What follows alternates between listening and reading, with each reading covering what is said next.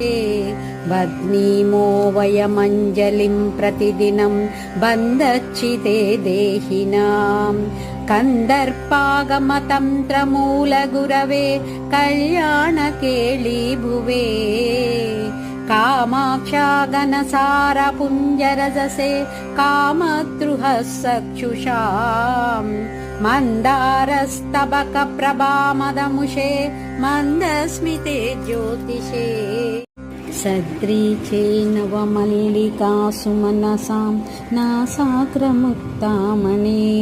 प्राचार्याय मृणालकाण्डमहसां नैसर्गिकाय त्विषे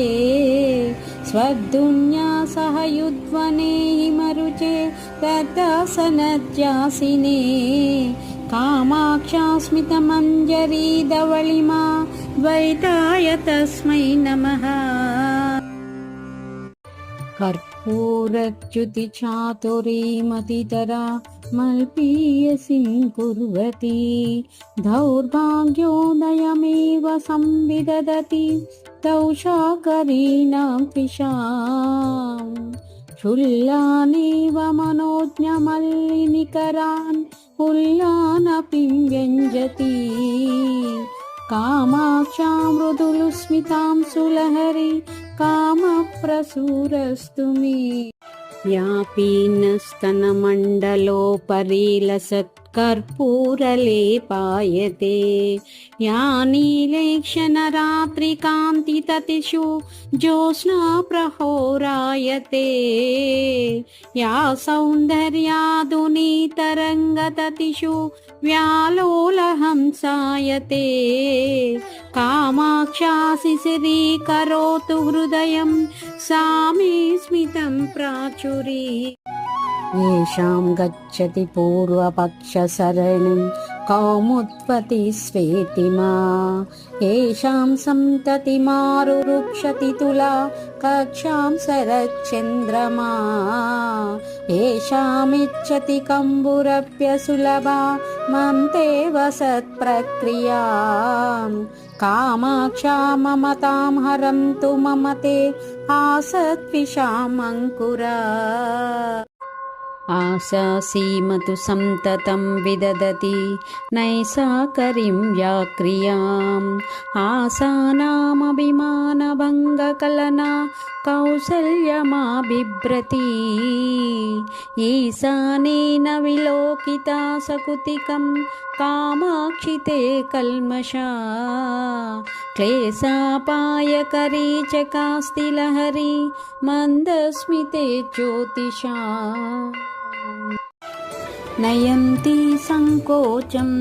सरसिजरुचं दिक्परिसरे सृजन्ति लौहित्यं नखकिरणचन्द्रातकचिता कवीन्द्राणावृत्कै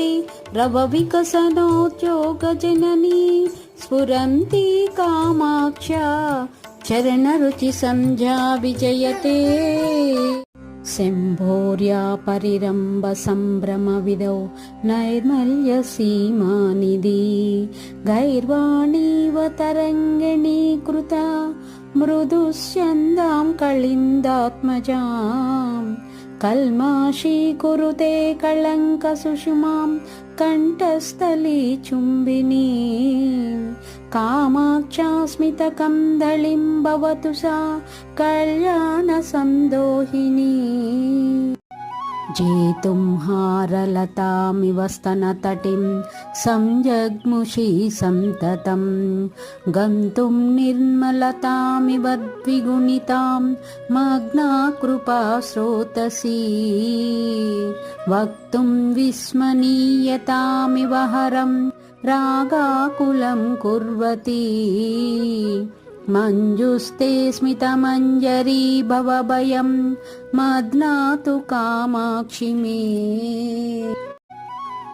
श्वेतापि प्रकटनिसाकररुचां मालिन्यमातन्वते सीतापि स्मरपावकं पशुपते संदुक्षयन्ति सदा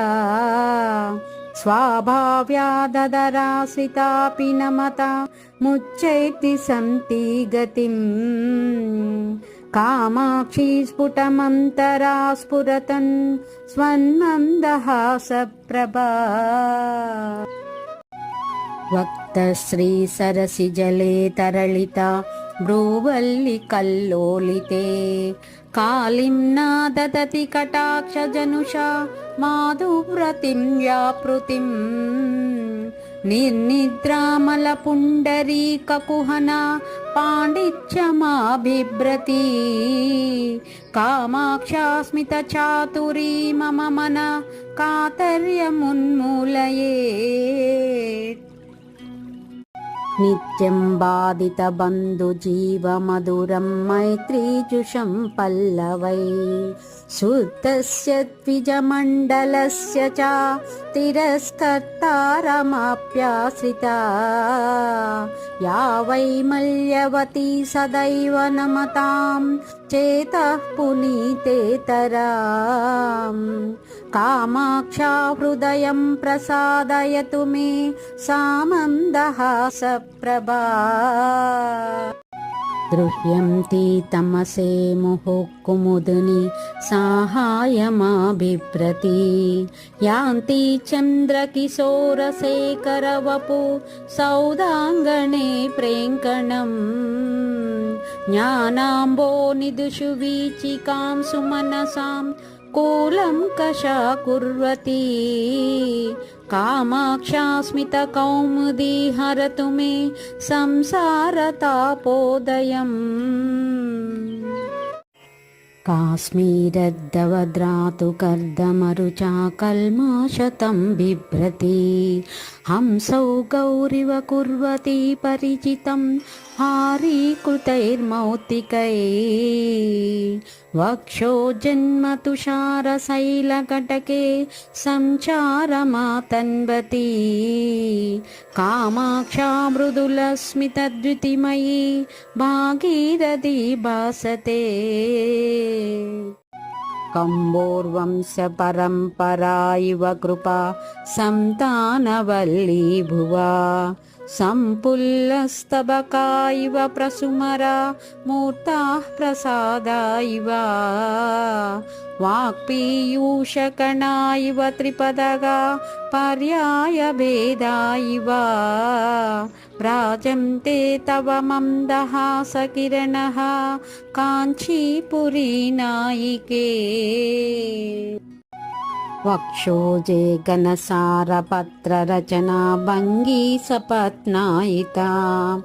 कण्ठे बन्धुरदन्तपत्रकुहना व्यापारमुद्रायिता ओष्ठश्रीनिकुरुम्बपल्लवपुटे प्रेङ्गत्प्रसूनायिता कामाक्षी स्फुरतां मदीयहृदये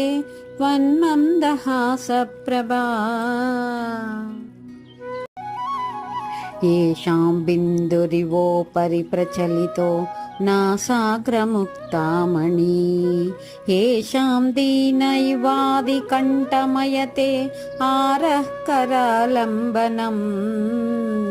येषां बन्धुरिवोष्टयो अरुणिमा दत्ते स्वयं रञ्जनम् कामाक्षा प्रभवन्तु ते मम शिवोल्लासाय हासां कुरः या जाड्याम्बुनिधिं चिनोति भजतां वैरायते कौरवै नित्यं या नियमेन याचयते कर्तुं त्रिनेत्रोत्सवम् बिम्बं चान्द्रमसं च वञ्चयति या गर्वेण सा तादृशी कामाक्षी स्मितमञ्जरी तव कदं ज्योत्स्नेत्य सौकीर्तयते आरूढारवसात्पुरः पुरररि पौरश्लेषणोपक्रमे याते मातरुपैति दिव्यतटनी शङ्काकरी तत्क्षणम् ओष्ठं ये पयति भ्रुवौ कुटिला यत्यानं रयत्याननम् तां वन्दे मृदुहासपूरसुषुमा एकाम्रनादप्रिये वक्तेन्द्रोस्तव चन्द्रिका स्मितरुचौ वल्कुस्फुरन्ति सतां सा चेदुक्तमिदं चकोरमनसां कामाक्षि कौतूहलम् एतच्चित्रमहर्निशं यदति कामेकां सदा गाहते बिम्बोष्टद्युमणि प्रभास्वपि च यद्बिम्बो कमालम्बते साहायां कलसाम्बुदेर्वहते कामाक्षि मन्दस्मितं शोभामोष्टरुचां च विद्रुमभुवा मेतद्भिदाम्बुमहे एतस्मादुदितं पुरा किल पपौ सर्वः पुराणः पुमा नेतन्मज्ज समुद्भवां रसयते माधुर्यरूपां सुधाम् उत्तुङ्गस्तनकुम्भशैलकटके विस्तारि कस्तूरिका पत्रश्रीजुषि चञ्चला स्मितरुच कामाक्षि ते कोमला सञ्जादितिरञ्जिता इव मुहुः सान्द्राधरज्योतिषा व्यालोलमलसान्द्रभासकला व्यापारमातन्वते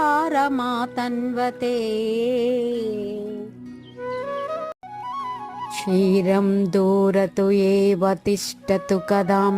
वैमल्यमात्रादिदं मातस्ते सह पाटवीरिमयतां मन्दस्मितै मञ्जुलै किं चेयं तु बिदास्ति दोहना वसदे तत्तु सञ्जायते कामाक्षि स्वयमर्दितं प्रणमता मेतद्युदो दुह्यते कर्पूरै अमृतां सुभिज्ज जनते कान्तै च चन्द्रातपै मुक्ताहारगुणै मृणालवलयै मुग्धस्मितश्रीरियं श्रीकाञ्चीपुरनायिके समतया संस्तूयते सज्जनै सत्तादृग्ममतापशान्तिविधये किं देवी मन्दायते मध्ये गर्भितमञ्जुवाक्यलहरी माध्वीचरी शीतला मन्दारस्तबकायते जननि ते मन्दस्मितां सुच्छटा यस्यावर्तयितुं मुहुर्विकर्षणं कामाक्षि कामद्रुहो वल्गुर्वीक्षण विभ्रम व्यतिकरो वासन्तमासायते बिम्बोष्टद्युतिपुञ्जरञ्जितरुचि स्वन्मन्दहासच्चटा कल्याणं गिरिसार्वभौमतनये कल्लोलयत्वा सुमे पुल्लन्मल्लिपिनद्दहल्लकमयी मालेवया पेसला श्रीकाञ्चीश्वरी मारमर्दितुरुरो मध्ये मुहुर्लम्बते बिभ्राणाशरदभ्रविभ्रमदशां विद्योतमानप्यसौ कामाक्षी स्मितमञ्जरी किरति ते कारुण्यधारारसम् आश्चर्यं शिशिरीकरोति जगति मालोक्य चैनामहो कामं केलति नीलकण्ठहृदयं कौतूहलान्दोलितम्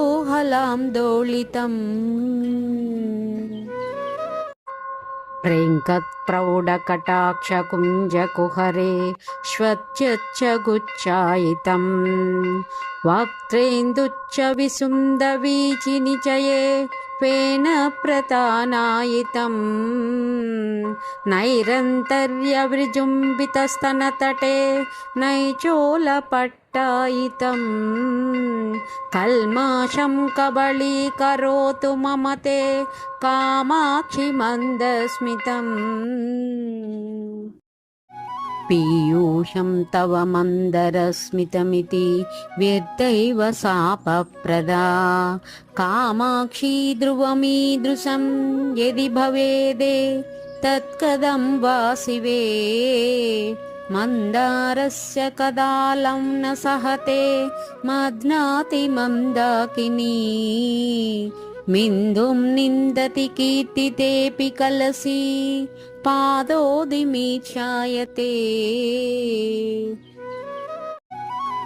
विश्वेषां नयनोत्सवं वितनुतां विद्योततां चन्द्रमा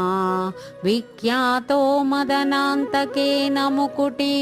मज्जेत सम्मान्यताम् किं न जातमनेन हाससुषुमा मालोक्य कामाक्षि ते कालङ्कीमवलम्बते खलु दशां कल्माशयिनोऽप्यसौ चेतः तु नः पशुपते आनन्दजीवा तवो नम्राणां नयनाद्वसीमा शरच्चन्द्रतपो प्रक्रमः संसाराख्यसरोरुहकरकली कारे तुषारोत्करः कामाक्षी स्मरकीर्तिबिजनिकरा स्वन्मन्दहासां कुरः कर्मौगाख्यतमः कचाकचिकरान् कामाक्षि सञ्चिन्तये त्वन्मन्दस्मितरोचिषां त्रिभुवना क्षेमां करानां कुरान् ये वक्त्रं शिशिरश्रियो विकसितं चन्द्रातपाम्बोरुहा द्वेषोद्घोषणचातुरीमिव तिरस्कर्तुं परिष्कुर्वते कुर्युर्नः कुलशैलराजतनये कूलङ्कषं मङ्गलम् कुन्दस्पर्धनचुञ्चवस्तव शिवे मन्दस्मितप्रक्रमा ये कामाक्षी समस्तसाक्षिनयनं सन्तोषयन्त्यां तरम् कर्पूरप्रकर इव प्रसुमरा पुंसामसाधारणः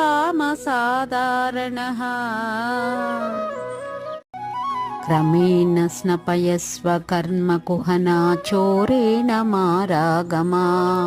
व्याख्याशिक्षणदीक्षितेन विदुषा मक्षीणलक्ष्मीपुषा कामाक्षी स्मितकन्दलेन कलुषा स्फोटक्रिया चुञ्चुना कारुण्यामृतवीचिका विहरणा प्राचुर्यधुर्येण मा त्वन्मन्दस्मितकन्दलस्य नियतं कामाक्षि शङ्कामहे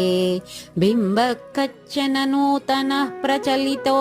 नैसाकरस्सीकरः किञ्चित् क्षीरपयोनिधि प्रतिनिधि स्वर्वाहिनी वीचिका बिब्बो कोऽपि विडम्बयेव कुहना मल्लीमतल्ली रुचः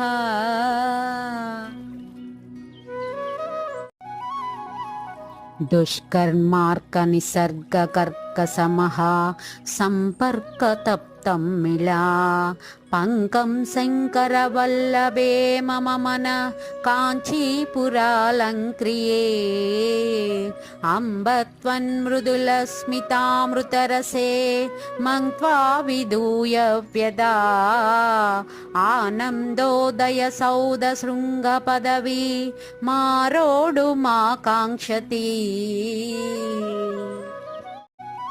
नम्राणां नगराजशेखरसुतेना कालयानां पुरः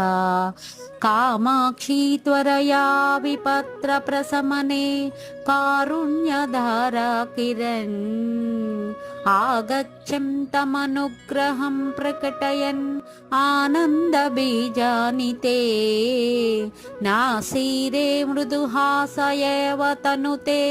न ते सुता शीतलः कामाक्षी प्रदमान विभ्रम विधिः कन्दर्पदर्पप्रसू मुग्धस्ते मृदुहास एव गिरिजे मुष्णातु मे किल्बिषम् यं द्रष्टुं विहिते करग्रहवु मे शम्भुस्त्रपामीलितम् स्मेरं कारयति स्म ताण्डव विनोदा हिण्डिना तण्डुना क्षुण्णं केनचिदेव धीरमनसा कुत्रापि नानाजनैः कर्मग्रन्थिनियन्त्रितैरसुगमं कामाक्षि सामान्यतः मुक्तिद्रद्रष्टमशक्यमेव मनसा मूढस्य मे चक्षुषो मार्गं दर्शयतु प्रदीप इव ते मन्दस्मितं श्रीरियम् ज्योत्स्नाकान्तिभिरेव निर्मलतरं नैसाकरं मण्डलं हंसैरेव सद्विलाससमया व्याकोचमम्बोरुहम्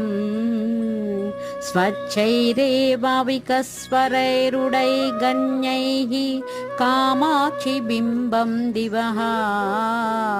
पुण्यैरेव मृदुस्मितैस्तव मुखं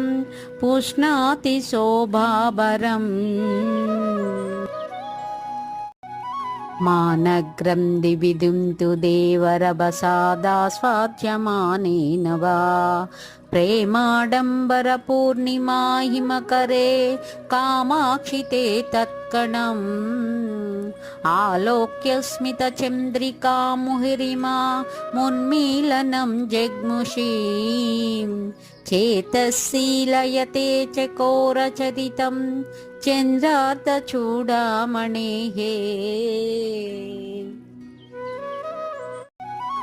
कामाक्षी स्मितमञ्जरीं तव भजे यस्यास्विषामङ्कुरा नापीनस्तनपानलालसतया निःशङ्कमङ्केशयः ऊर्ध्वं वीक्ष्य विकर्षति प्रसुमरा नुद्दामया सुण्डया नूनुस्ते बिसशङ्कया सुकुहना दन्तावला ग्रामणिः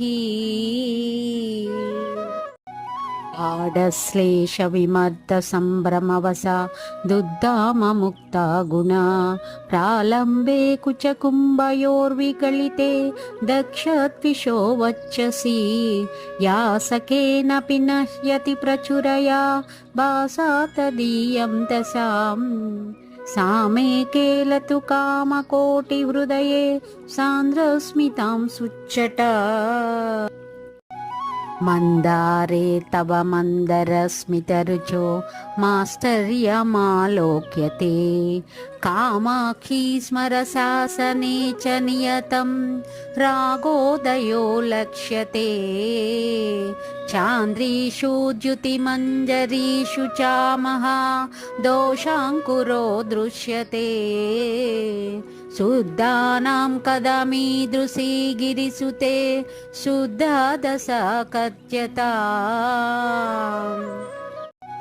पीयूषं खलु पीयते सुरजनैर्दुग्धाम्बुधिर्मज्यते माहेशै च जटाकलापनिगलैर्मन्दाकिनी नह्यते सीतां सुपरिभूयते च तमसा तस्मादनेतादृशी कामाक्षी स्मितमञ्जरी तव वचो वैदग्ध्यमुल्लङ्घते आसङ्के तव मन्दहासलहरी मन्यादृशिं चन्द्रिका एकाम्रे सकुटुम्बिनी प्रतिपदं यस्याः प्रभा सङ्गमे वक्षोजाम्बुरुहेन ते रहयतः काञ्चीतसां कौट्मली मास्याम्बोरुहमम्ब किञ्च सनिकै आलम्बते पुल्लता हस्तेनादरकान्तिपल्लवचये पातं मुहुर्जग्मुषी कामद्रोहिणी मञ्चलस्मरसरा ज्वालावलिर्व्यञ्जती निन्दन्ति घनसारहारवलया ज्योत्स्ना मृणालानि ते कामाक्षी स्मितचातुरी विरहिणी रीतिं जगाहेतरा सूर्यालोकविदौ विकासमधिकं यान्ति हरन्ति तमा सन्दोहं नमतां निजस्मरणतो दोषकरद्वेषिणी निर्यान्ति वदनारविन्दकुहरान् निर्धूतजाड्यानुणाम् श्रीकामाक्षी तव स्मितद्युतिमयी चित्रीयते चन्द्रिका कुण्टीकुर्यरमी कुबोधघटनामस्मन्मनोमादिनी श्रीकामाक्षी शिवङ्करास्तव शिवे श्रीमन्दहासाङ्कुरः एतन्वन्ति निरन्तरं तरुणिमा स्तम्भेरमग्रामणिः कुम्भद्वन्द्वविडम्बिनी स्तनतटे मुक्ता कुदाडम्बरम् प्रेङ्कं तस्सरदम्बुदायिव शनै प्रेमानिलै प्रेरिता मज्जन्तो मदनारिकण्ठसुषुमा सिन्धौ मुहुर्मन्दरम् श्रीकामाक्षी तव स्मितां सुनिकरां श्यामायमानश्रियो नीलाम्बोदरनैपुणिं ततयितो निर्निद्रयं चञ्जसा